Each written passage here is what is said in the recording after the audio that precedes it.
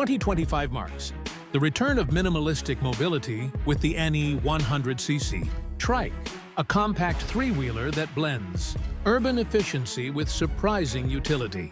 As fuel prices climb and urban streets grow more congested, this little powerhouse offers a unique answer to a big problem: how to move smart, save fuel, and still carry load or ride with confidence. The 100cc Trike may not scream luxury or speed, but it delivers where it counts. Economy, durability, and simplicity. Right out of the gate, the 2025 version brings a fresher, more refined design.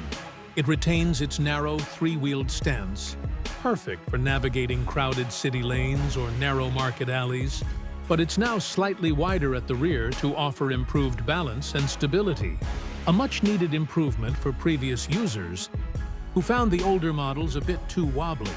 The front headlamp has also been upgraded, now equipped with brighter LED units that cut through nighttime traffic with ease, supported by side indicators with clearer visibility. The body finish is now available in two-tone colors with sharper decal work that gives it a bit more character. Underneath, the Trike still carries a tried-and-true 100cc engine, built to last and known for its fuel efficiency. It's not about horsepower here, it's about purpose. With around 7 horsepower and a smooth 4-speed transmission, it glides gently through city roads and climbs moderate inclines with minimal strain. For local vendors, small business deliveries, or even personal transport in tight towns, the Trike fits right in. The seat has been redesigned in 2025 with added foam, layering, and improved stitching, making long rides less punishing. The rear seating or loading area, depending on variant, is better balanced, and the shock absorbers have been upgraded to handle weight with more composure.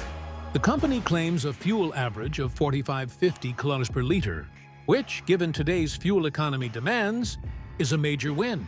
One of the best things about this 100cc Trike is the low maintenance requirement.